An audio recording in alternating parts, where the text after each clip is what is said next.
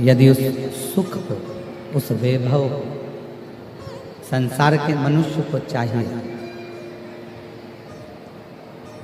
तो शिव की साधना करें।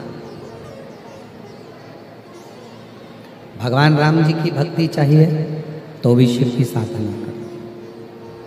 भगवान श्री कृष्ण की भक्ति चाहिए तो भी शिव की साधना करें। और यहाँ तक शिव महापुराण की कथा कहती है, ऐसा कोई सिंहासन नहीं है जिस सिंहासन पर आप नहीं पहुंच सकते, पर उस सिंहासन पर पहुंचने के लिए आपको शिव की साधना करना पड़ेगी, भगवान शंकर की भक्ति करना पड़ेगी। अपने मन में, अपने बुद्धि में, अपने चित्त में, अपने हृदय में एक नम्रता का, एक दया का भाव लाना पड़ेगा। जैसे जैसे कलयुग बढ़ता जा रहा है, जैसे कलिकाल बढ़ता जा रहा है, वैसे वैसे लोगों के भीतर से दया समाप्त होती चली जाती है।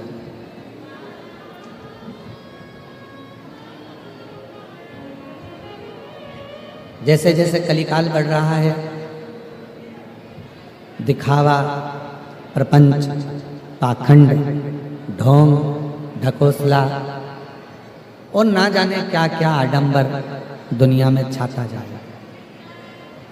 भक्ति कम होती जाएगी,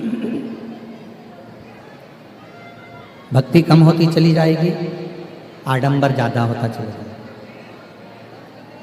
भक्ति कम होती चली जाएगी, पाखंड ज्यादा होता चला जाएगा। भक्ति कम होती चली जाएगी, दिखावा ज्यादा होता चला जाएगा।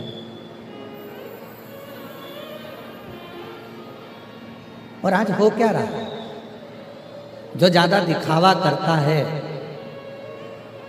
वही श्रेष्ठ कहला रहा है। भक्ति लोग कर कहाँ रहे?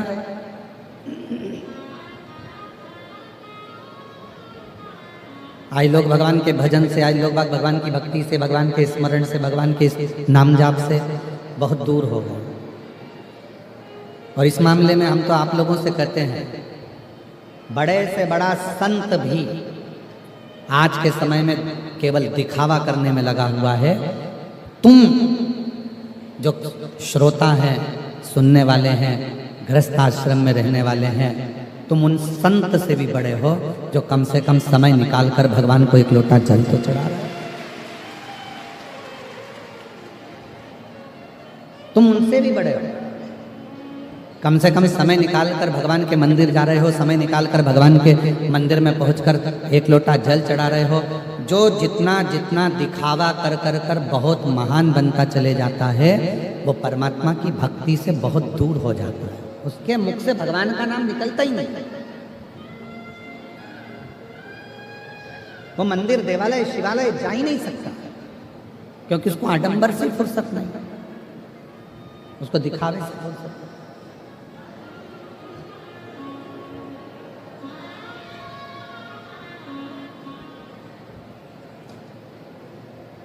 एक बार हम प्रवचन सुन रहे थे तो पूज्य राम कथा के परम रसिक, परम श्रद्धेय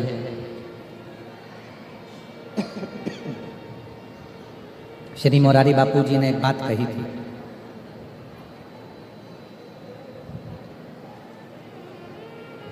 भोगी को, योगी को, रोगी को, ढोंगी को नींद नहीं आती।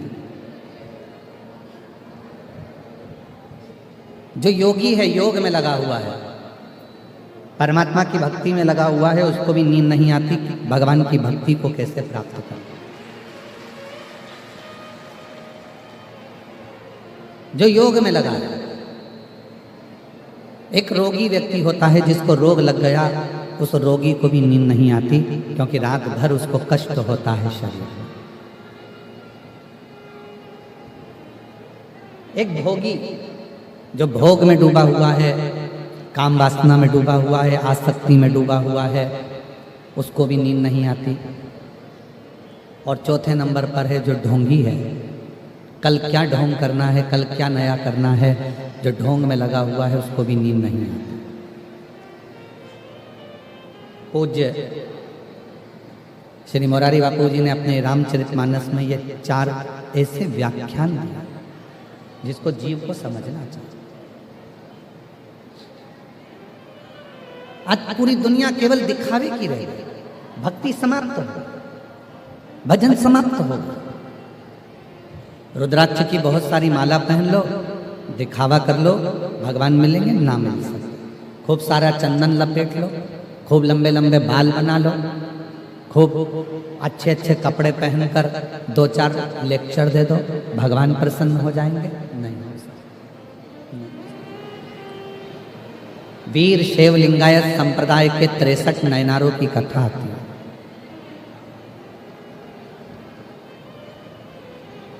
जब आप लोग फ्री रहें तब उन 63 नयनारों की कथा का स्मरण करें।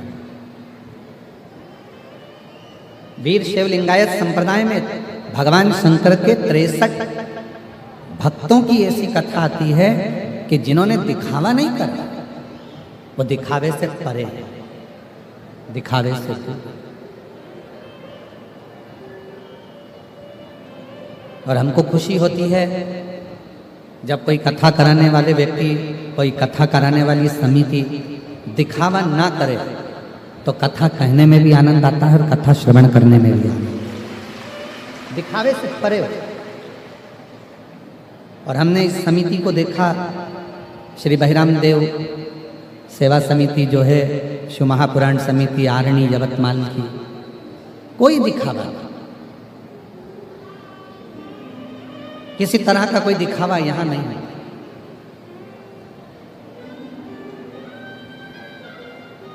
कथा सुनना है, स्मरण करना है, सेवा करना है, इसमें दिखावे की जरूरत नहीं। मेरी जीजियों, मेरे जीजाओं, मेरी बेटियों, मेरे बेटाओं, मेरे बुजुर्ग माँ बाप, याद रखना, शंकर भगवान को पाने के लिए कल भी कथा में कहा था, भीतर मन में दया रखिए, विश्वास रखिए, आडंबर से दूर रहिए और शिव जी को अपने हृदय में बिठाने का प्रयास करिए। शंकर तुम्हारी चित्त भक्ति में बैठ। अब यहाँ कौन सा दिखावा हो रहा है? आप सब बैठे हो, आप लोगों के लिए ना तो गद्दा लगा है, ना गादी लगी है, ना कोई बिठाने की व्यवस्था है, नीचे पूरा कीचड़ भरा पड़ा है, पूरी मेटिन कीचड़ में लथपथ है, पंडालों में जगह नहीं है, बाहर के पंडाल उड़ चुके हैं, फट गए हैं, लोगों ने अपना अपना एक एक तिरपाल, छाता, पन्नी, साड़ी जो लगा सकते हो वो लगा लगा कर बैठे हो। रोड तक शिव भक्त बैठे हुए हैं, पूरे ग्राउंड में कहीं जगह नहीं है और पूरा ग्राउंड कीचड़ से लथपथ है। पूरा सुबह 6 बजे फिर पानी आ गया था, 5-6 बजे फिर पानी गिरना चालू हो गया था, फिर कीचड़ हो गया।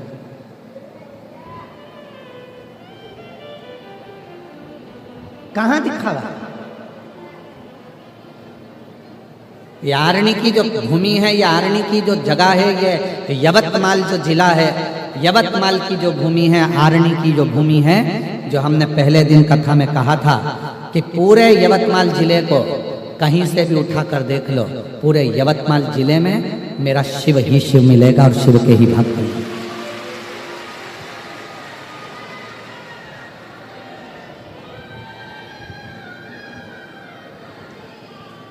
पूरे यवतमाल आरणी के पूरे जिले में, पूरे क्षेत्र में जाकर देख लिए, शिव ही शिव।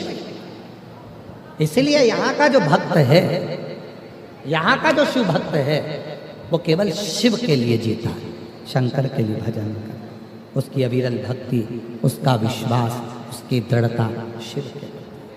उसको कोई आडंबर, कोई दिखावा। आज बड़े से बड़े बड़े कुर्सियों पर बैठकर, बड़े बड़े स्थानों पर बैठकर भी लोग आडंबर और दिखावे में लगे। पर भक्त का, शिव के भक्त का सबसे बड़ा लक्षण ही यही है कि उसको दिखावा अच्छा नहीं लगता। वो तो केवल शिव के भरोसे, भगवान शंकर के आश्रित होकर, अपना एक लोटा जल चढ़ाकर शिव पर विश्वास कर कर अपनी जिंदगी को जीता है और शिव पर ही आश्रित रहता है।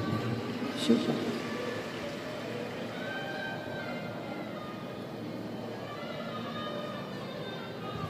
अभी हम जयपुर में थे, 2 दिन हम सबसे मिलते हैं, 5वां दिन छठा दिन, और मिलने का समय भी लगभग पक्का रहता है। शाम के 7 बजे मिलते हैं, 7:30 बजे उठ जाते हैं। पूरे 7 दिन में केवल 2 दिन मिलना होता है, चाहे वो कोई भी आए।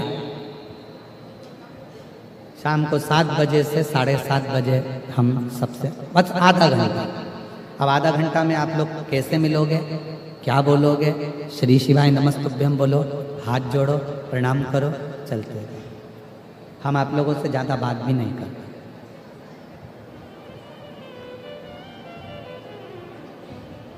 जयपुर में हम मिल रहे थे, कथा का 5वां दिन था। एक लड़का आया, पढ़ाई कर रहा था, अच्छा विद्या अध्ययन कर चुका था, जॉब कर रहा था कहीं। उसने कहा, गुरुजी शिव महापुराण में कोई ऐसा उपाय बता दो कि मैं चांद को छू लूं।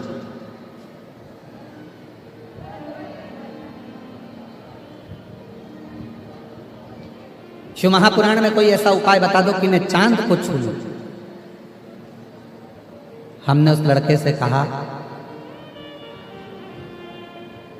बहुत बड़ा उपाय है शिव महापुराण में चांद छूने का।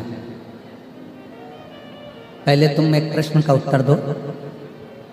तुम्हारे घर के पास में 6 घर छोड़कर कौन रहता है, उसका नाम बता। ओ गुरुजी, कोई हमको उसका नाम याद होगा? घर के पीछे 3 घर छोड़कर कौन रहता है, उसका नाम बता। आज के व्यक्ति को पड़ोसी के ऊपर दया नहीं आती, पड़ोसी के ऊपर पड़ोसी का दर्द महसूस नहीं करता, और चांद छूने की बात करता है। चांद छूने, जिस दिन पास में रहने वाले पड़ोसी का भी दर्द तुम्हें अपना दर्द लगने लगे, और जिस दिन तुम्हें अपने रिश्तेदारों का भी दर्द अपना दर्द लगने लगे, और दूसरे के दुख को देखकर तुम्हारी आंख में आंसू आने लगे, तो समझ लेना कि तुमने चांद को छू लिया। चांद छूने से पहले घर में रहने वाले माता पिता का दिल तो छू कर देखो। चांद छूने से पहले जिस अर्धांगिनी को तुम लेकर आए हो, जिसके साथ तुम शादी कर लाए हो, जिस पत्नी को तुम घर में लेकर आए हो, उसका आदर कर कर तो देखो, उसका भी तो हृदय छू कर देखो। चांद छूने से पहले घर में जितने सदस्य रह रहे हैं, उनका भी तो दिल छू कर देखो, तब चांद छूने जाना, और चांद छूने का मौका फिर अपने आप मिल जाएगा। अपने आप। हमारे अपने तो हमसे हृदय नहीं रहता।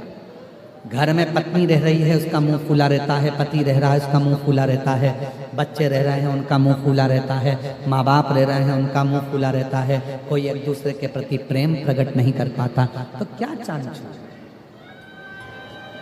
कैसे चांद छू?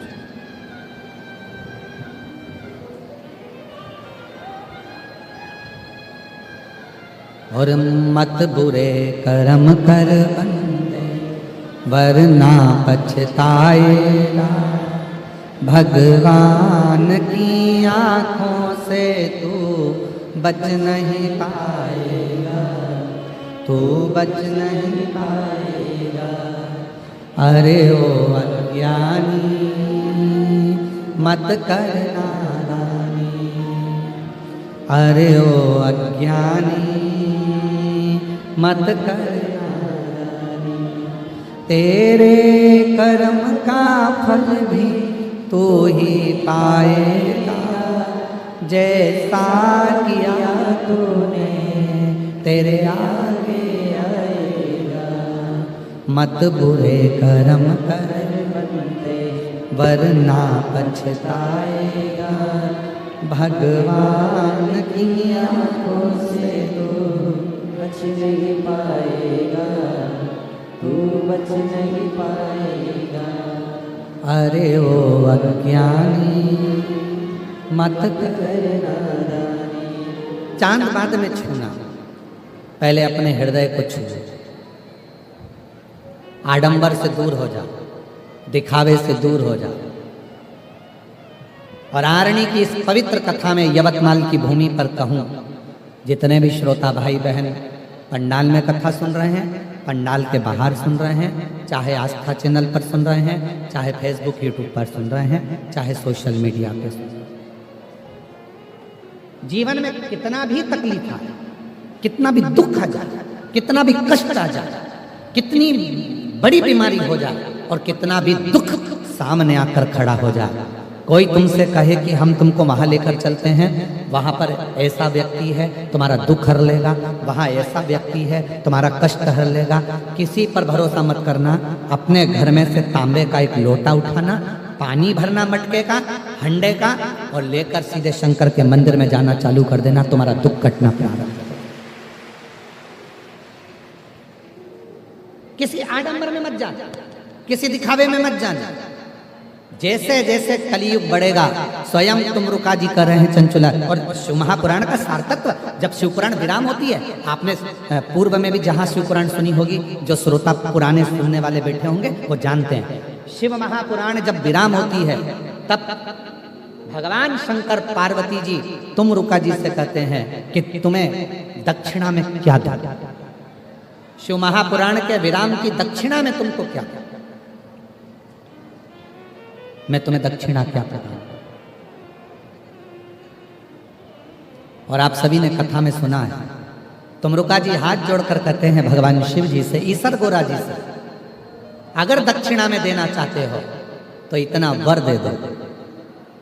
कली काल में, कलयुग में जो शिव महापुराण के पंडाल में बैठकर कथा सुनेगा उसकी झोली तुमको भरना ही पड़ेगी, बस ये वर दो।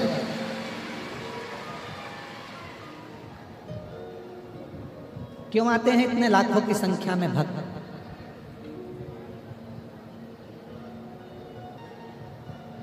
गांव-गांव में बहुत सारे लोग शिव पुराण की कथा करने लगे और गांव-गांव में शिव पुराण की कथा होने लगी। बहुत सारे शिव पुराण के वक्ता भी बढ़ गए हैं, खूब कथा होती है। फिर भी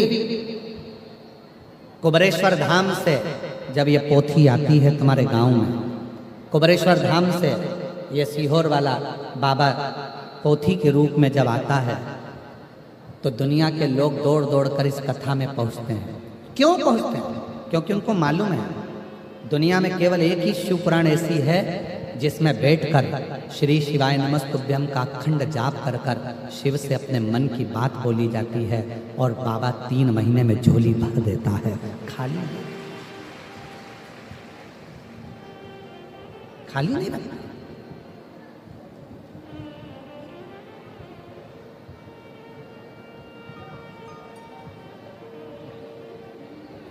शिव जी पे जल चढ़ाओगे लोग विरोध करेंगे, श्री शिवाय नमस्तुभ्यम का जाप करोगे लोग विरोध करेंगे। रोज कहीं ना कहीं का एक आध सामने आकर खड़ा हो जाएगा, कोई ना कोई तुम्हारे इंस्टाग्राम पर कोई तुम्हारे वीडियो मिल जाएगा कि श्री शिवाय नमस्तुभ्यम मत बोला कर।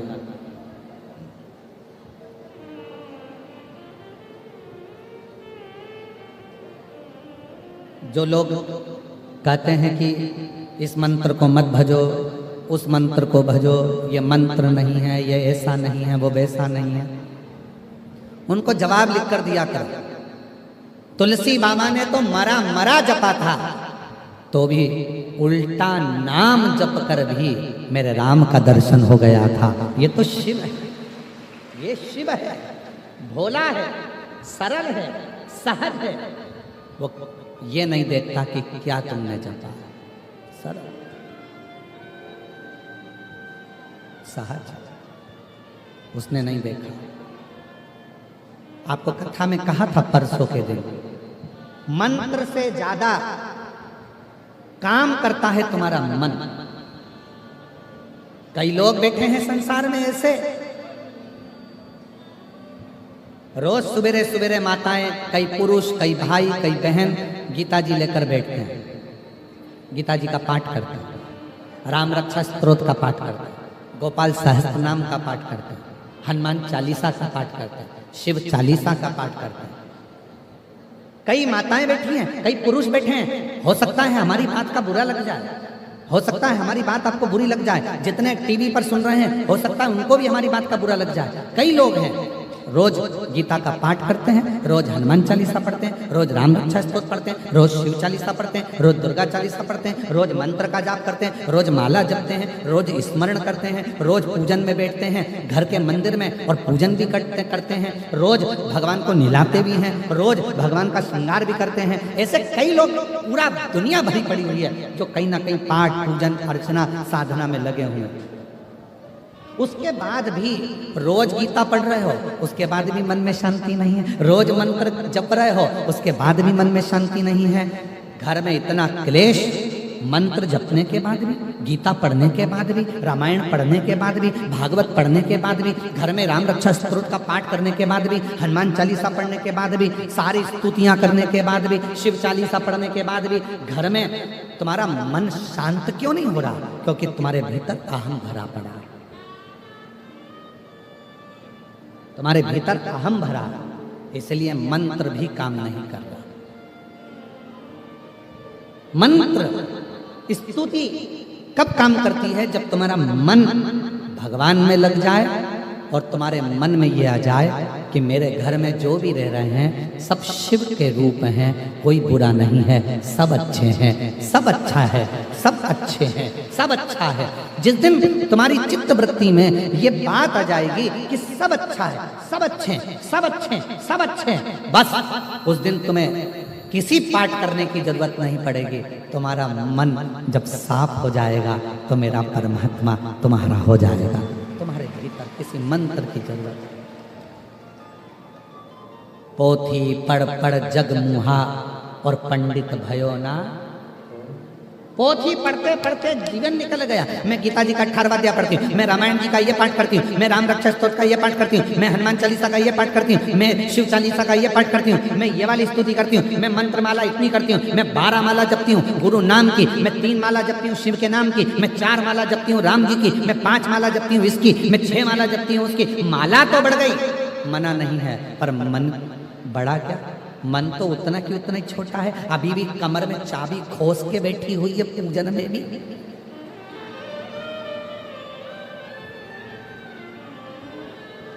मन लगा क्या? पूजन करने बैठे हो तो भी तुम्हारा मोबाइल तुम्हारे बाजू में है, पूजन करने बैठे हो तो भी तुम्हारा ध्यान रसोई घर में, बहू ने चाय बनाई कि नहीं बनाई, छोरे को उठाया कि नहीं उठाया, खाना बनाया कि नहीं बनाया, टिफिन बनाया कि नहीं बनाया, काम वाली आई कि नहीं आई। पूजन में मन है, बैठी पूजन में और मन लगा कर रखा है दरवाजे पर। बेल जैसे ही बजी, घर में बहू है ना उठाएगी, बेल बजी है ना, बहू है, पोता है, पोती है, सब हैं, उठाएंगे, जाएंगे, दरवाजा खोलेंगे, दरवाजे पर जाकर देखेंगे कौन आया। तुझे क्या करना? तू पूजन कर रही है ना, तेरा दिल मन में लगा, पर भगवान में मन लगा ही नहीं है। कौन आया, क्या बोल रहा है, क्या बोल रहा है, क्या बोल रहा है, मन लग नहीं पाया। मन लगता ही, चित्त लगता ही। इस मन को कैसे लगे?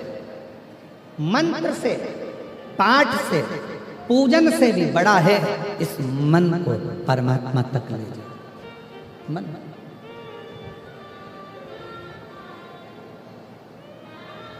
हजारों हजारों पत्र शिव महापुराण में आते हैं। इतनी लाखों की भीड़ में जो अपने मन को भगवान से जोड़ लेता है, उसका पत्र 3 महीने के अंदर व्यासपीठ पर आ जाता है। मन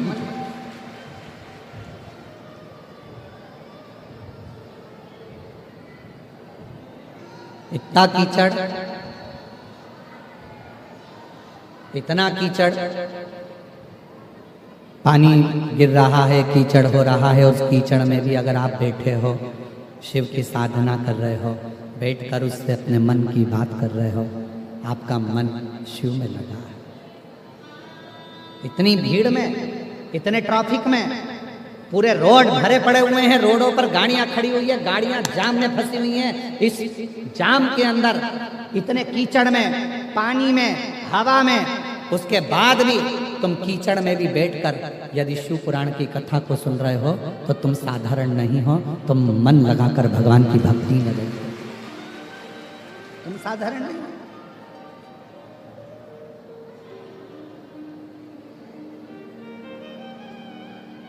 उसकी अविरल भक्ति तुम्हें सुख देगी।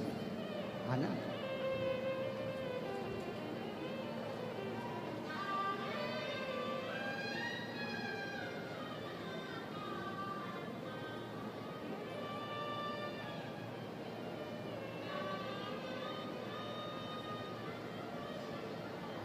ये जीवन का एक सुख है। शिव का नाम, शिव का धाम, शंकर का मंदिर, शिवालय। एक लोटा जल लेकर जिस दिन तुम शिव के मंदिर में जाना प्रारंभ कर दोगे, तुम्हें किसी के आगे हाथ जोड़ने की जरूरत नहीं पड़ेगी। शिव तुमको संभाल, शिव संभाल।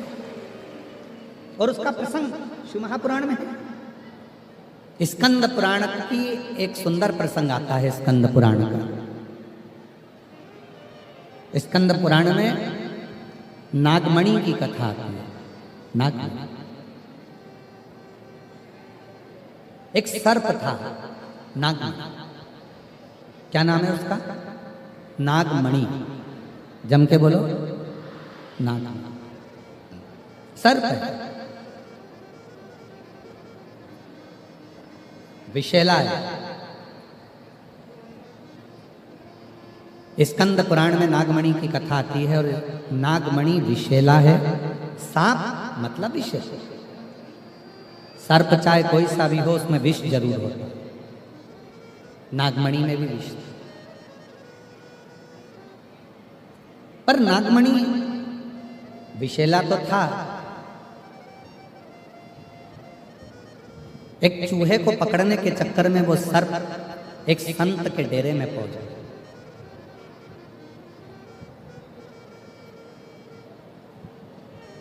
संत पार्थिव का पूजन करते थे। पार्थिव शिवलिंग का निर्माण करते, उसका पूजन करते संत। और नागमणि संत को देखता कि ये रोज पार्थिव का पूजन कर रहे हैं, पार्थिव बना रहे हैं, पार्थिव का पूजन करते हैं। नागमणि उस पार्थिव शिवलिंग को देखते,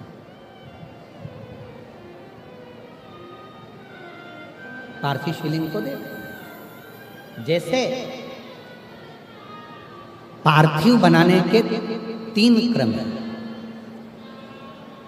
पार्थिव बनाने के 3 क्रम है। पार्थिव शिवलिंग का जो निर्माण करा जाता है उसके 3 क्रम है। रोग की मुक्ति के लिए अगर पार्थिव बनाया जाता है तो उस मिट्टी में थोड़ा सा जल और थोड़ी सी दुर्वा का पानी उस मिट्टी के अंदर डाला जाता है। अगर कोई बीमारी है, वो बीमारी नहीं जा रही, पार्थिव के 3 क्रम बना। अगर कोई बीमारी नहीं जा रही है तो आप पार्थिव शिवलिंग अगर बनाते हो, मिट्टी का शिवलिंग बनाकर पूजन करते हो, तो उसमें जल मिट्टी में और दुर्वा, दुर्वा बोलते हो कि दूब बोलते हो, जो गणेश जी को चढ़ती है दुर्वा, उसको पानी में डालकर उस पानी को मिट्टी में मिलाकर फिर पार्थिव बनाया जाता है रोग की मुक्ति के लिए। दूसरा, जिसको संतान नहीं होती, पुत्र की प्राप्ति नहीं है, संतान की प्राप्ति नहीं है, गोदी में औलाद नहीं है, कोई छोरा छोरी नहीं है, कोई बेटा बेटी नहीं है, संतान नहीं है, सालों हो गए, पार्थिव रोज बनाती है, तो उस मिट्टी में अगर थोड़ा सा आधी चम्मच, 1 चम्मच गाय का दूध मिलाकर फिर पार्थिव लिंग का निर्माण करे पानी के साथ मिलाकर, तो उसके घर में दूध पार्थिव में डलने से पूत जरूर आता है, निश्चित पूत की प्राप्ति। पार्थिव में मिट्टी के अंदर अगर आधी चम्मच भी गाय का दूध डाला, पानी डाला और पार्थिव शिवलिंग का निर्माण करा, जिसकी औलाद नहीं है, तो वो पार्थिव अगर बना रहा है, पार्थिव का निर्माण कर रहा है, उसका नियम है कि हर प्रदोष को, सोमवार को या सोमवार की अष्टमी को या कभी ना कभी उसका मन करता है तो पार्थिव लिंग का निर्माण करता है। अगर पूत नहीं है तो दूध का प्रयोग करे, तो दूध अगर पार्थिव में मिट्टी में डाला जाए, आधी चम्मच, 1 चम्मच और पानी के साथ मिलाकर जब पार्थिव शिवलिंग का पूजन करते हैं, उसको बनाकर पार्थिव बनाने के बाद जब उसका पूजन करते हैं, तो वो दूध हमारे घर में पूत जरूर देता है। पहले नंबर पर है दुर्वा का जल, रोग निवारण के लिए हो जाता है। पार्थिव में दूसरा वर्णन आया है दूध का डालना, वो संतान देता है। तीसरे नंबर पर पार्थिव अगर निर्माण कर रहे हो, कोई लक्ष्य है, मेरा यह काम है वो पूरा नहीं हो रहा, बहुत दिन से अटक रहा, बाबा पूरा करना है, तो पार्थिव में चंदन घिस के, चंदन को घिसकर उसका थोड़ा सा भाग पानी मिट्टी में डालकर फिर पार्थिव का निर्माण करा जाता है, पूजन करी जाती है। तो जो तुम्हारा लक्ष्य है उस लक्ष्य तक बाबा तुम्हें पहुंचा कर ही रहे। पार्थिव निर्माण के कुछ क्रम है।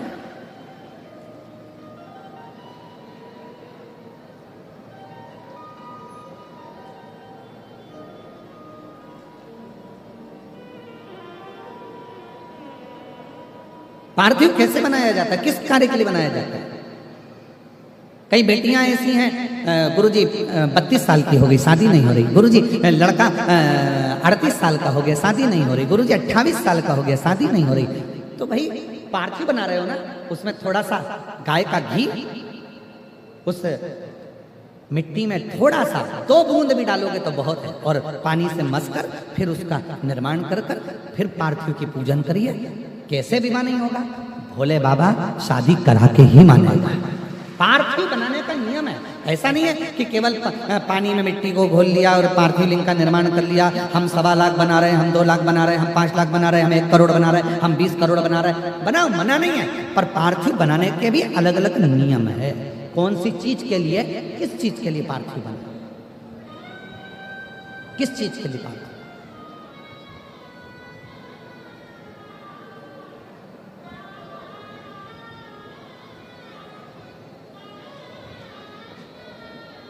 और मैंने तेरे ही भरोसे बाबा, तेरे ही भरोसे हवा बिच उड़ती जावांगी बाबा, डोर हथो छड़िया कटी जावांगी। भोले मैं तेरी पतंग, शंभो मैं तेरी पतंग, हवा बिच उड़ती जावांगी बाबा, डोर हथो छड़िया कटी जावांगी। भोले मैं तेरी पतंग, शंभो मैं तेरी। पार्थिव का निर्माण अलग अलग क्रम है पार्थिव के। उस पार्थिव को बनाना कैसे है, निर्माण कैसे, अगर बन सका तो एक बार यदि हमारे स्मरण में रहा और याद रहा तो एक कथा पार्थिव निर्माण पर ही करें कि पार्थिव का निर्माण किस किस वस्तु से, किस किस चीज से हो सके और किस किस कामना से हो सके।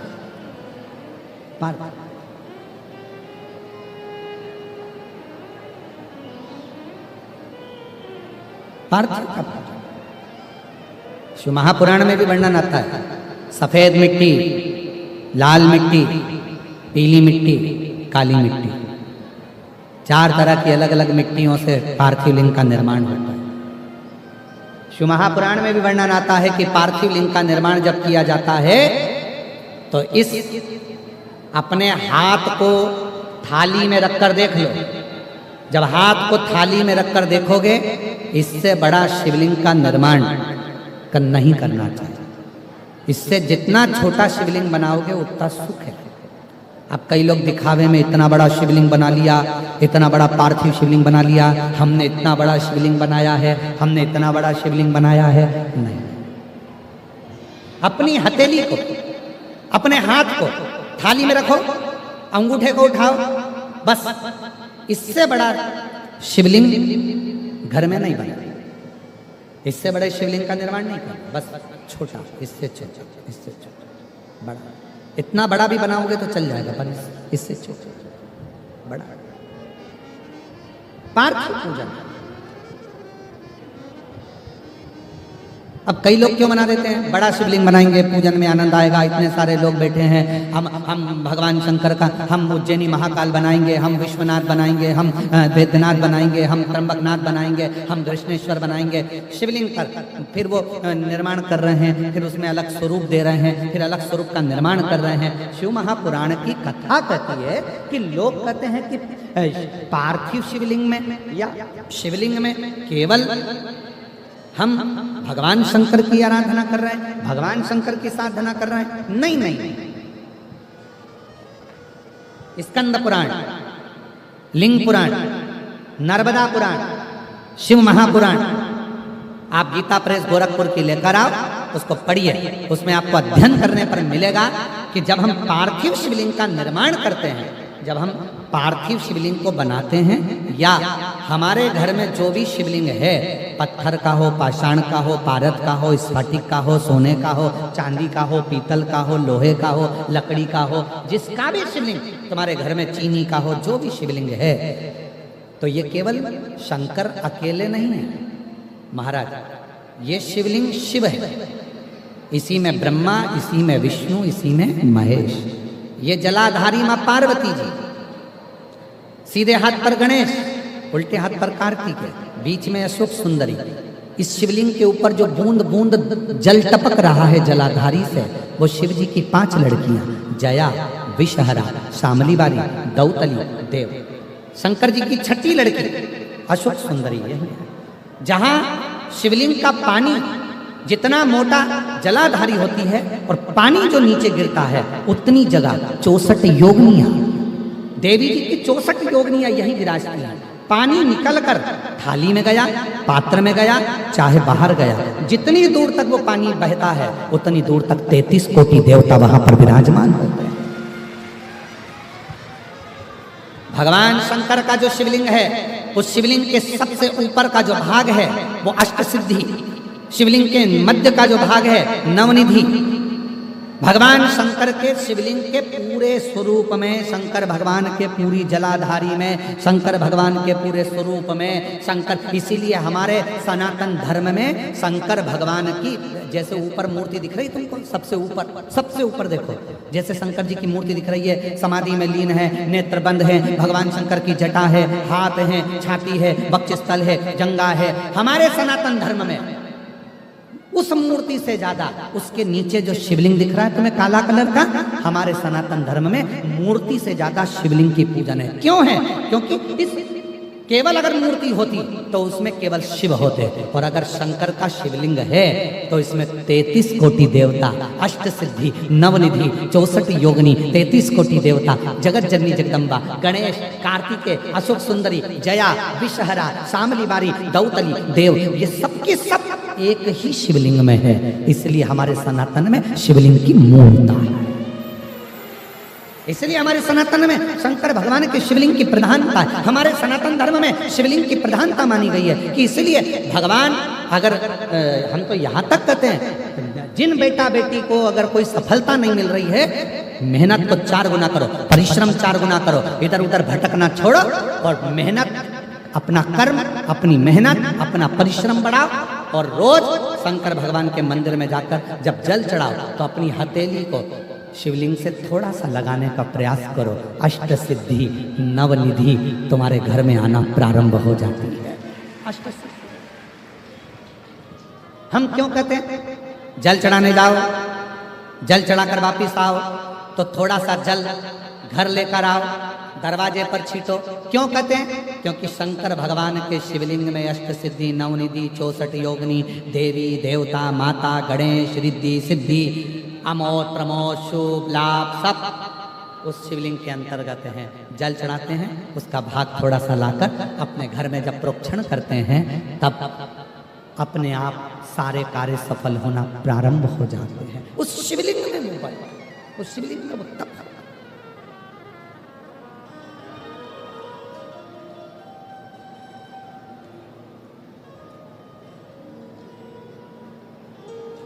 हमारे शैलेंद्र जी एक लाइन बड़ी अच्छी गुनगुनाते हैं महाराज, वो कीर्तन की, काली मिट्टी के बनाए भोलेनाथ, चढ़ाऊं लोटा जल भर के।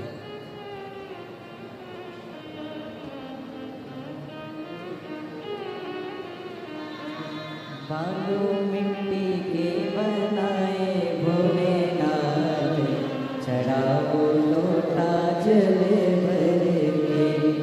काली मिट्टी के बनाए भोलेनाथ, चढ़ाऊं लोटा जल भर के। एक वर तुम देना शंभु अखंड सौभाग्यवती हो। एक वर तुम देना शंभु अखंड सौभाग्यवती हो। पीली मिट्टी के बनाए भोलेनाथ, चढ़ाऊं लोटा जल भर के। मिट्टी के बनाए भोलेनाथ, चढ़ाओ लोटा जल भर के। शिव से एक एक पार्थिव शिवलिंग का निर्माण, पार्थिव पूजन की महत्वता, पार्थिव पूजन का वर्णन हमारे यहाँ बड़ा विस्तार से किया, बड़ा विस्तार। हमारे बीच में यवतमाल से स्वामी जी पधारे हैं, एक बार जोरदार ताली बजाकर उनका स्वागत वंदन। प्रत्येक सर्प में विष रहता है, प्रत्येक सर्प में विष, पर नागमणि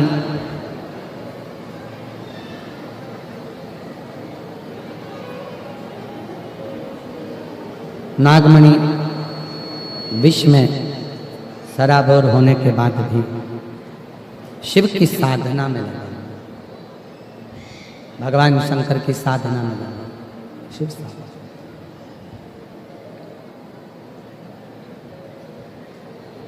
और शिव की साधना,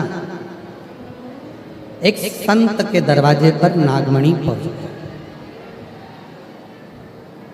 भोजन देखने गया था, भोजन ढूंढने गया था, पर वहां संत पार्थिव लिंग का निर्माण कर रहे, पार्थिव पूजन, और नागमणि उस पार्थिव पूजन को देखने में लगे। पार्थिव पूजन की ओर नागमणि का ध्यान गया। रोज अब नागमणि ने कुछ भक्षण नहीं किया, अब तो केवल अगर नागमणि कर रहा है तो शिव की पूजन का दर्शन कर, शिव पूजन का दर्शन। जिंदगी में अगर कभी मौका मिला करे, जीवन में अगर कहीं मौका मिला करे तो शिव के दर्शन जरूर करा। हमारी जिंदगी के संचित पाप जो इस मानव शरीर से हो जाते हैं, इस मानव देह से बहुत पाप होता है, हमारे संपूर्ण जीवन के पाप शिव के दर्शन से समाप्त हो जाते हैं।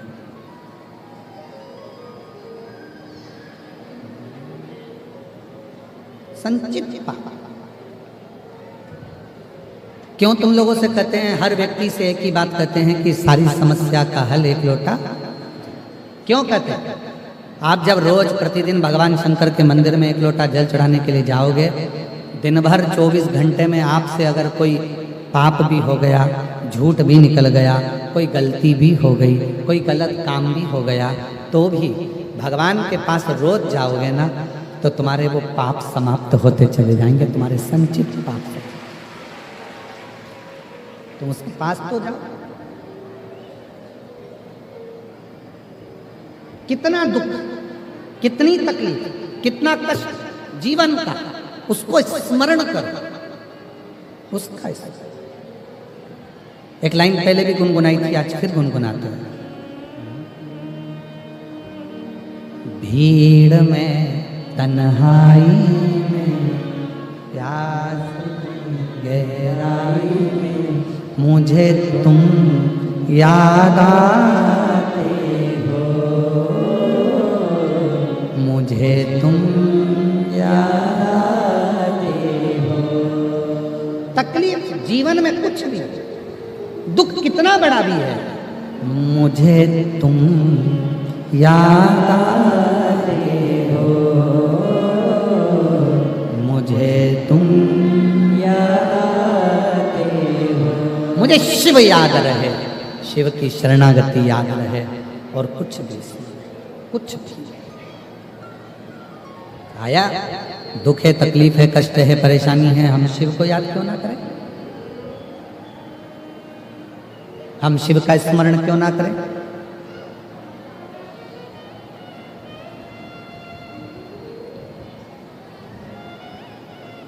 ऐसे दयालु नाथ से रिश्ता बनाइए,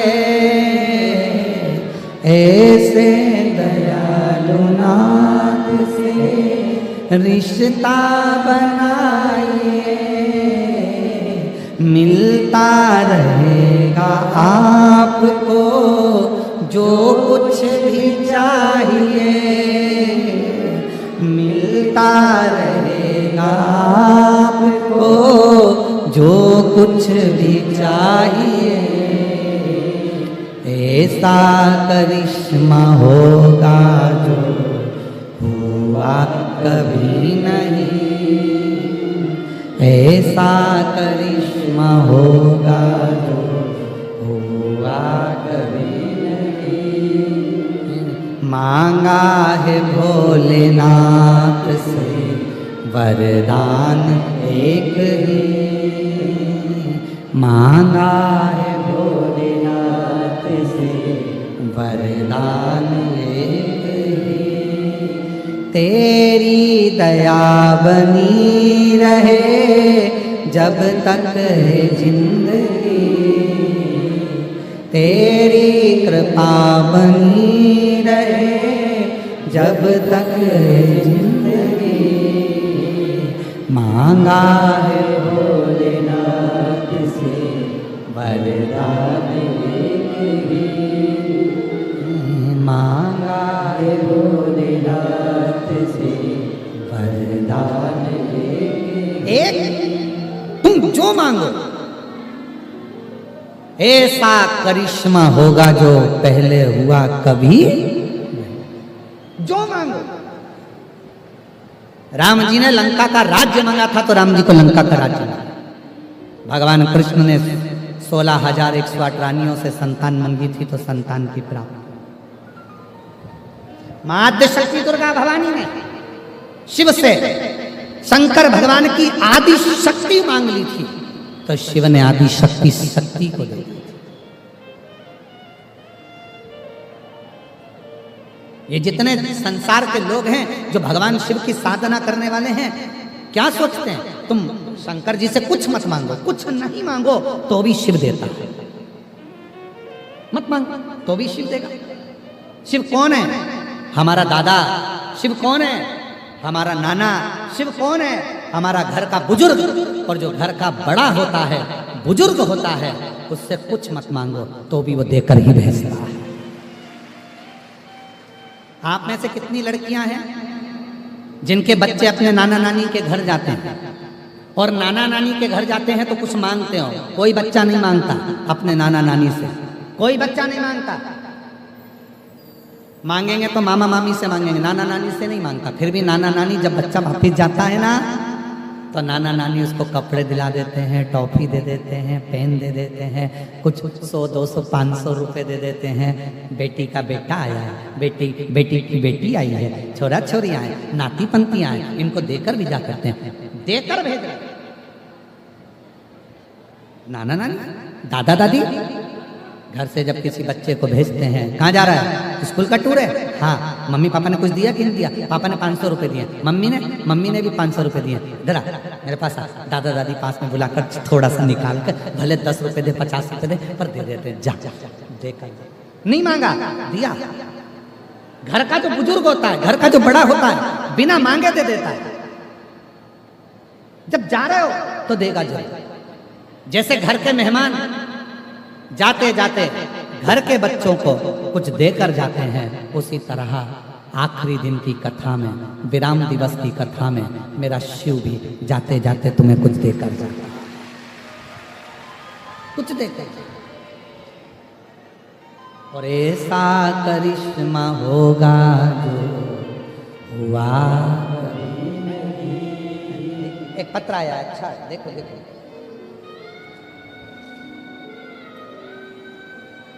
मेरा नाम छाया अमोल पोहरे।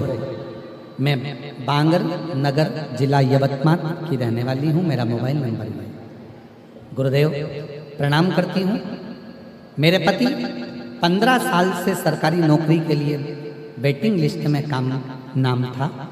12 साल ऑफिस में काम करते रहे पर सरकारी नौकरी का नाम नहीं। किसी ने कहा शिव महापुराण की कथा सीहोर वाला बाबा कहता है, उसके पंडाल में तो जाओ, बैठकर प्रणाम करो। एक कथा में पंडाल में पहुंच गई, वहां की मिट्टी को सिर पर लगा कर आ गई। रोज मंदिर जाने लगे और बाबा की ऐसी कृपा हुई गुरुदेव, शिव ने करुणा कर 15 साल से तैयारी में था और 15 साल के बाद मेरे बाबा ने 6 अक्टूबर 2025 को मेरे पति को सरकारी नौकरी में लगा दिया। मैं बाबा को प्रणाम करने के लिए कहीं बैठी हूँ। हाँ सर, एक बहन ने लिखा, देखो पत्र देखिए, मेरा सादर प्रणाम। स्वर्णा अवधूत पानखड़े, उमरखेड़ा की रहने वाली है, जिला यवतमाल। मैं एक निवेदन करती हूँ, मेरा इतना भरोसा नहीं था। मेरे दोनों बच्चे कहते थे, तू कहती है कि सीहोर वाला बाबा, सीहोर वाला बाबा, सीहोर वाला बाबा, सीहोर वाला बाबा। क्या है सीहोर वाला बाबा? क्या सीहोर वाला बाबा जो कहता है वो होता है? हाँ, पंडाल में बैठकर कथा सुनने पर, कुबरेश्वर धाम जाकर कंकर शंकर पूजन करने पर फल जरूर मिलता है। मेरे दोनों बच्चों ने MBBS की तैयारी करी, नीट का एग्जाम दिया। जब क्लियर नहीं हो रहा था तब मेरे बच्चे जब हिम्मत हार गए थे, तब पशुपति व्रत और बाबा कुबरेश्वर धाम के कंकर पर भरोसा करा, आपकी कथा पर भरोसा करा। आप कहते हो पढ़ाई को 4 गुना करो, मेरे बच्चों ने वही किया। पशुपति नाथ का व्रत किया। मेरे साथ मेरे दोनों बेटों ने मंदिर जाकर रोज 1 लोटा जल अर्पित करना प्रारंभ करा और कुछ दिनों के बाद मेरे बेटों नीट की परीक्षा पास कर लिए। आज मेरे दोनों बच्चे डॉक्टर बन रहे हैं। मैं बाबा को यहाँ धन्यवाद देता हूँ। दोनों बच्चों का मैं फोटो लगा रहा हूँ, मेरे दोनों बेटों का मैं फोटो लगा रहा हूँ, जो मेरे दोनों बेटे डॉक्टर बन गए। कहीं बैठी हूँ, आ सकती हूँ। अगला पत्र है, ध्यान देना शब्द पर। ऐसा करिश्मा होगा जो हुआ। मेरा नाम सुप्रतिभा अशोक राव चारपे है। मेरा मोबाइल नंबर यह है। मैं नागपुर की रहने वाली हूँ। 1 लोटे जल का क्या वर्णन करूँ महाराज। मैंने ऑनलाइन अभिषेक किया, उसके तीसरे ही दिन मेरे बेटे को, जिसका एक्सीडेंट हो चुका था, उस बेटे की याददाश्त चली गई थी। डॉक्टर ने कहा था ये कभी होश में नहीं आएगा, इसकी याददाश्त नहीं रहेगी, ये कभी समझ नहीं पाएगा। पर वो पार्थिव शिवलिंग का पूजन क्या पता कैसा मेरे घर में हुआ। उस जल को मैंने अपने बेटे को लगाया और महाराज 3 घंटे के अंदर मेरे बेटे की याददाश्त वापिस आ। 3 घंटे। ऐसा करिश्मा होगा जो। अगला पत्र। मैं विठल अमर सिंह जाधव, मुकाम पोस्ट आरणी, जिला यवतमाल। गुरुदेव, मेरा बेटा निखिल विठल जाधव प्राइवेट कंपनी पुणे में नौकरी करता है। तब अचानक उसके पैर में दर्द हो गया। हमने 10/1/2023 को डॉक्टर को पास जांच कराई। एक्सरे में निकला कि पैरों की हड्डी के बीच में डॉक्टर ने बताया कि गठान हो गई है। गठान साधारण नहीं थी, इसका इलाज ऑपरेशन नहीं हो सकता था, ऐसा डॉक्टर ने बोला था। यह गठान जब दर्द करे तब दवाई खाना पड़ेगा, ऐसा हम लोग करने लगे पर आराम नहीं लगा। बेटा बड़ा परेशान हो गया। तब आपकी कथा मोबाइल पर सुनी, आपके कथा के बारे में पता चला। तब हमने रोज बेटे को सुबह 4 बजे शिवजी के मंदिर भेजना चालू करा। आपके द्वारा बताए हुए उपाय, 1 लोटा जल और बेलपत्र शिवजी पर चढ़ाकर बेटे ने खाना शुरू किया। जल आचमन करना प्रारंभ करा। आज बाबा की कृपा से डॉक्टर ने फिर जांच करी और जांच में आया कि बेटे के पाँव में जो गठान हो गई थी वो पूरी की पूरी समाप्त हो गई। आज मेरा बेटा पूर्ण तरह से ठीक है। मैं बाबा को प्रणाम करती हूँ। 8 कथा के पंडाल में कथा सुनी है गुरुदेव। 2 कावड़ यात्रा करी अपने बेटे के लिए। नागपुर, अमरावती, सीहोर, वनी, परतवाड़ा, नांदेड़, सिरपुर, प्रयागराज शिव महापुराण की कथा सुनी है। शिव तत्व। अगला पत्र है, जिनके पत्र पढ़े जा रहे हैं वो बैठे हो तो आ सकते हैं। मैं वैष्णवी मनोज बड़ोट, शारदा चौक, यवतमाल, महाराष्ट्र। बैंक में सरकारी नौकरी लगी, बाबा की कृपा से 3 साल से तैयारी कर रही थी, नहीं लगी। आपने कहा मेहनत 4 गुनी करो, मैंने मेहनत बढ़ाई। आप कहते हो बेलपत्री पर शहद लगाकर शिव को चढ़ाओ, पशुपति व्रत करो, मैंने वही करा। और आज बाबा की कृपा से मेरी सेंट्रल बैंक ऑफ इंडिया में सरकारी नौकरी लग गई। मैं बाबा को यहाँ प्रणाम करने के लिए आई हूँ, शिव को नमन करने के लिए आई हूँ। बाबा डॉक्टर सोनाली संतोष आदमलू आरणी जिला यवतमाल से हैं। गुरुदेव, 1 लोटे जल और बेलपत्र का मैं क्या वर्णन करूं गुरुदेव। यह पत्र भी मेरी भक्ति का प्रतीक है, जिसे मैंने स्वयं लिखा है। मेरी बहन इसे आपके चरणों में अर्पित कर रही हूं। मैं प्रवीण अनंतराव अनमोल नांदेड़ महाराष्ट्र से आपकी यह पत्र अपनी कृतज्ञता व्यक्त करती हूँ। गुरुदेव, मेरे जीवन में जो परिवर्तन हुआ, मैं आपके मार्गदर्शन में प्रेरणा का बहुत बड़ा योगदान मानती हूँ। जून 2023 में CSIR नीट JRF की तैयारी कर रही थी।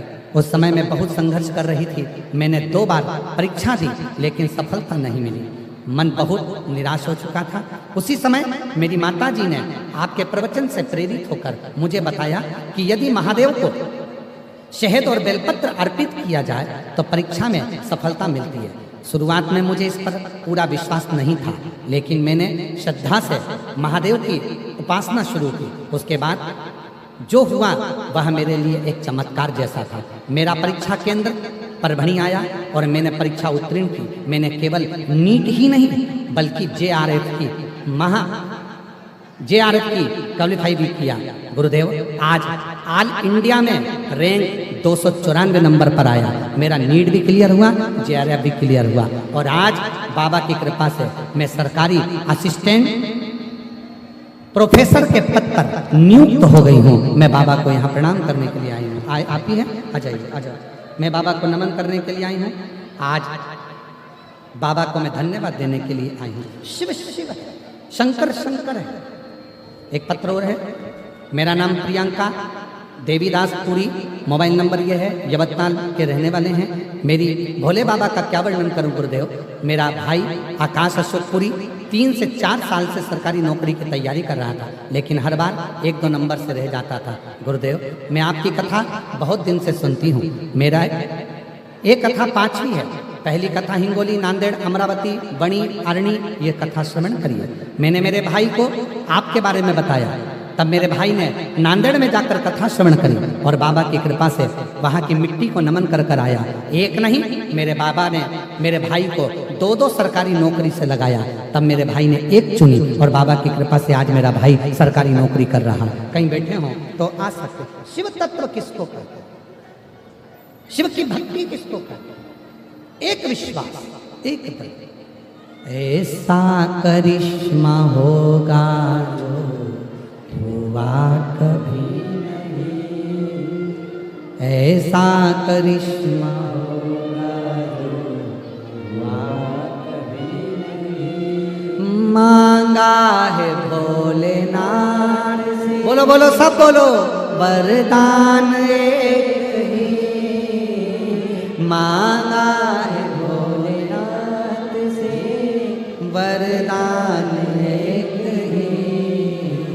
तेरी दया बनी रहे जब तक है जिंदगी, तेरी कृपा बनी रहे जब तक है जिंदगी।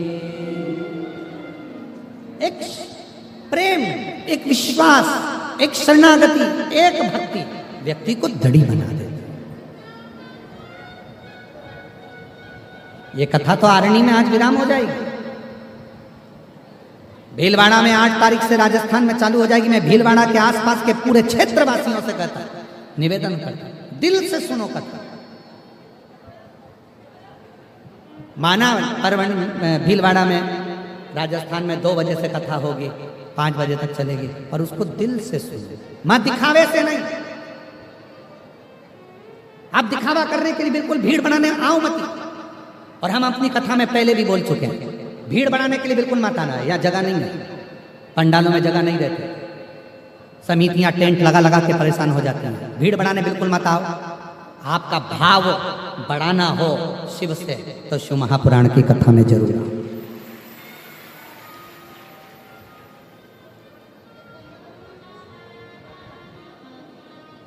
भीड़ बढ़ाने बिल्कुल मत। भीड़ बढ़ाने के लिए बहुत सारी कथाएं, तुम्हारे को जहां जाना वहां जाना। पर यदि तुम्हारे भीतर भाव है कि मैं कथा में जाऊंगी, मैं कथा में जाऊंगा, बैठूंगा, श्री शिवाय नमस्तुभ्यम बोलूंगा, थोड़ी देर मौन होकर अपने बाप से, शिव से अपने मन की बात करूंगा, सुनेगा, मेरी झोली भरेगा, मेरा दर्द समझेगा, मेरा दुख समझेगा, मैं पुकारूंगा उसको, मैं पुकारूंगी उसको, वो आएगा मेरे दरवाजे पर आकर मेरा दुख मिटा कर जाएगा। भाव हो तो शिव पुराण में आना, वरना अपना टाइम बर्बाद मत करो घर पर। भाव हो तो शिव पुराण में आओ, भाव नहीं है बिल्कुल मत आओ शिव पुराण में। अपने घर पर रहो, आराम से अपना खाओ पियो मौज करो, एसी के कमरे में बैठे रहो, लड्डू पेड़ा गुलाब जामुन इमरती भजिया पकौड़ा पूरन पोली आमठी मिर्ची का ठेसा खूब खाओ।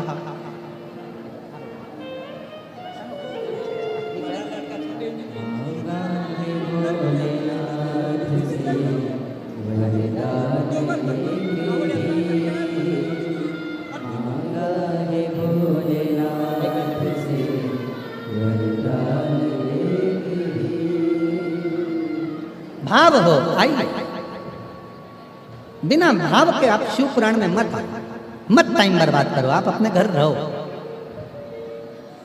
और यदि भाव है कि सुनेगा मेरा शंकर, आया है वो कुबेर भंडारी हमारे नगर में, वो कुबेरेश्वर बाबा आया है, देकर जाए तो कथा में मत, अपना घर। क्यों ट्रैफिक में फंसना, क्यों भीड़ इकट्ठी करना, घर पे अच्छा। विश्वास है जाऊंगी सुनेगा, आऊंगा सुनेगा। खाली न जाता कोई दर से तुम्हारे, खाली न जाता कोई दर से तुम्हारे, मेरी खड़ी हो नन्हे आहे पसारे, अपने हृदय से लगा लो गिरी जा रही हो, उठा लो भोले अपने दर से, अब तो न टालो, गिरा जा रहा हूँ, उठा लो। विश्वास तो शिव, विश्वास नहीं शिव। मानो तो मैं गंगा माँ हूं, ना मानो तो बहता, मानो तो अच्छा, ना मानो तुम्हारी मर्जी। विश्वास हो तो ठीक है, भरोसा हो तो ठीक है। नागमणि पार्थिव पूजन देख रहा, दर्शन कर रहा, दर्शन करने से ही ना जाने कितने पाप समाप्त। दर्शन केवल दर्शन। जितने लोग कुबेरेश्वर धाम आते हैं, सीहोर आते हैं, कुबेर बाबा के भंडार, कुबेरेश्वर बाबा की धरा पर, कंकर शंकर की भूमि पर आते हैं, हम उनसे कहते हैं अगर तुम कुबेरेश्वर धाम आए हो और तुम्हारा विश्वास बाबा के प्रति है, तो फिर ऑटो वाला चिल्ला चिल्ला कर कहेगा मैं तुम्हें यहाँ भी ले चलता हूँ, मैं तुम्हें वहाँ भी ले चलता हूँ, मैं तुम्हें वहाँ भी ले चलता हूँ, मैं तुम्हें यहाँ भी ले चलता हूँ। जिसका विश्वास है वो मुंह से एक ही बात कहता है, स्टेशन पे उतरते से ही मुझे तो केवल एक ही जगह ले चल, मेरे बाप के दरवाजे पर, कुबेरेश्वर धाम पर। मेरा बाबा वहीं पर मेरी झोली भर देगा, मुझे कहीं नहीं जाना, मुझे कहीं नहीं भटकना।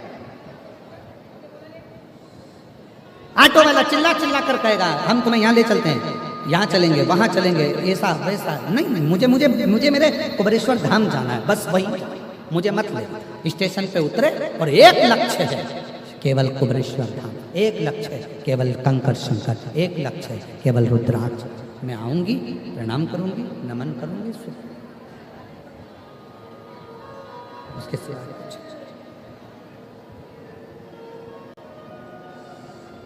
क्यों भटके? आज दुनिया केवल भटकने में लगी हुई है, दिखावे में लगी हुई है।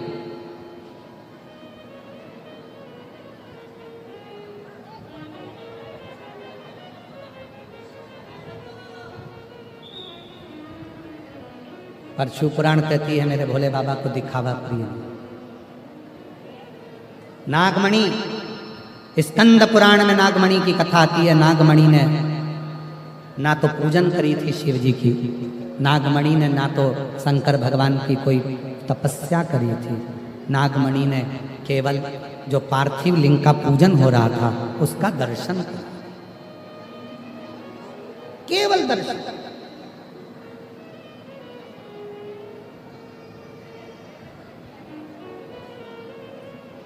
अब नागमणि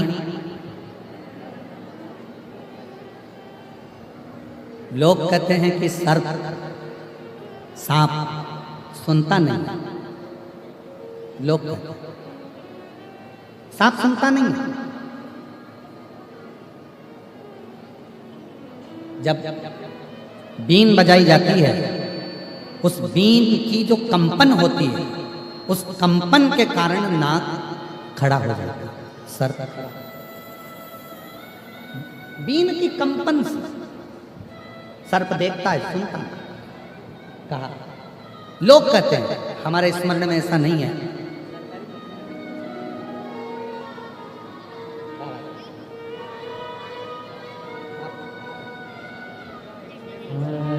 न जाता कोई दर से तुम्हारे, मेरी खड़ी हो नदी पाले पसार। बीण की कंपन होती है, जिस बीण की कंपन से, बीना की कंपन से सर्प खड़ा होता है।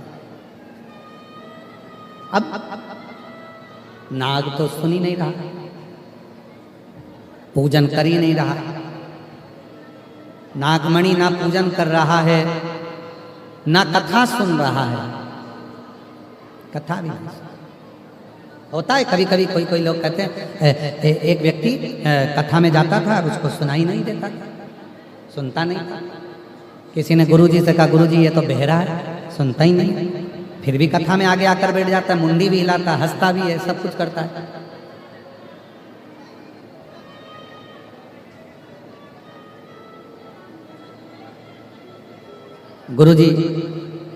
गुरुजी ने उसको बुलाया, कहा सुनाई नहीं देता? उसने कहा नहीं देता। फिर क्यों आते हो कथा में? कहा मैं नहीं सुनता तो क्या हुआ, कथा में बैठकर जब मैं कुछ बात बोलूंगा तो मेरा महादेव तो सुनेगा। वो तो सुन सकता है,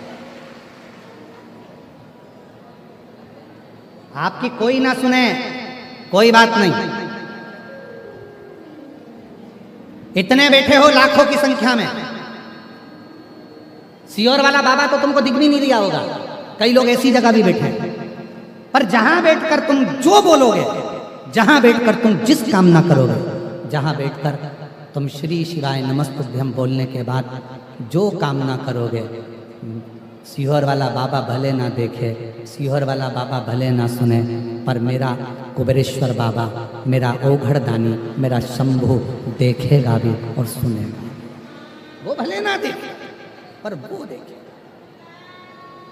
और महादेव नमन चरणों में स्वीकार कीजिए, सबका किया है मेरा भी उद्धार कीजिए, उद्धार कीजिए।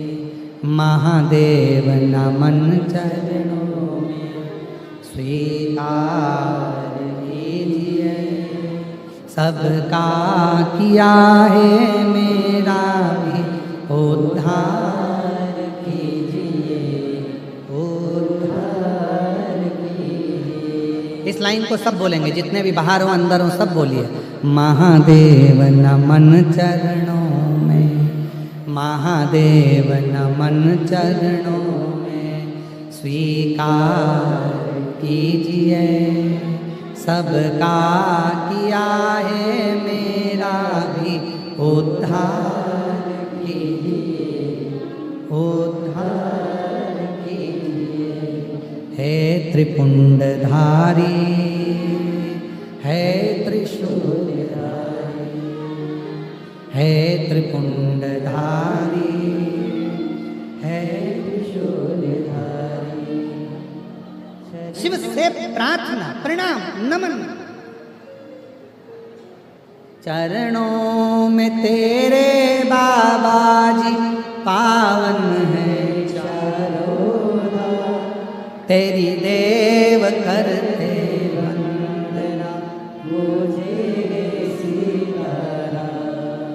चरणों में तेरे बाबा जी पावन है चारों धाम, तेरी देव करते वंदना, पूजे सीताराम।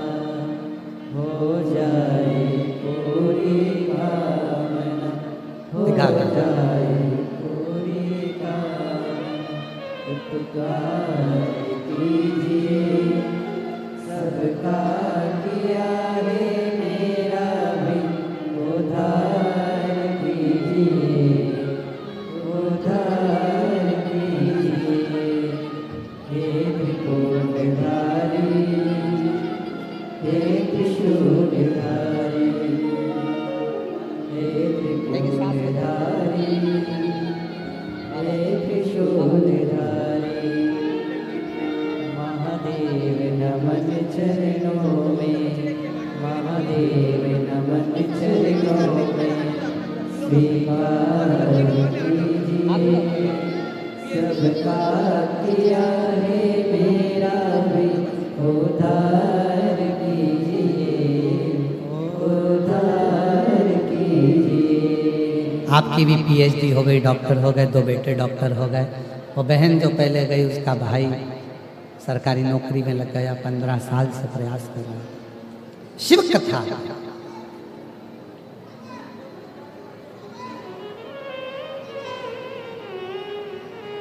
पढ़, उसको पढ़ा। शिव शिव, आजा आजा आजा, इस बच्ची को ही दे दे। देखो आप लोग भले लिखे हो अभी ना जाओ छोड़कर, पर आगे भी कथाएं हैं। बच्चे लोगों का भाव है, सबका प्रेम है। पर कथा तो कथा 7 दिन की है। कल भी कुछ माताएं कह रही थी अभी पेट भरा नहीं, हृदय भरा। शिव कथा आजा आजा, हाँ आजा आजा आजा, लिया बैनर लिया। इसको भी बुला ले, एक वो बैनर वाले को भी बुला। आजा आजा आजा, शिव शिव महाराज। शिव कृपा, भगवान शंकर की अनुपम कृपा, भक्ति। नागमणि केवल दर्शन कर रहा, केवल कुछ नहीं करा, उसको सुनाई ना देवे, परंतु केवल दर्शन।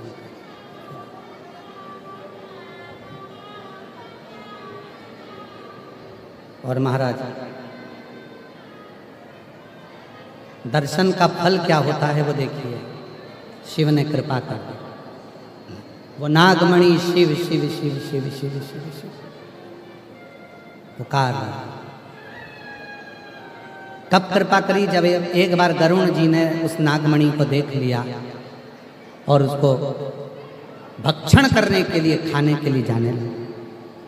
खाने जब वो नागमणि को गरुण खाने के लिए जाने लगा, तब भगवान शिव का स्मरण गया कि मैं, वो नागमणि तो मुझे भज रहा है, मुझे देख रहा है, मुझे दर्शन कर रहा है, और गरुण उसको खाने दे। जाओ नंदी, भगवान नारायण से जाकर कहो कि गरुण को रोकें नागमणि को खाने से। गरुड़ को। भगवान नारायण ने स्वतः स्वयं तुरंत गरुड़ को बुलाया। गरुड़, जिस नागमणि को तू खाने के लिए जा रहा है उसको मत खा, वो शिव की भक्ति कर रहा है, शिव का दर्शन कर रहा है, थोड़ा ध्यान देना।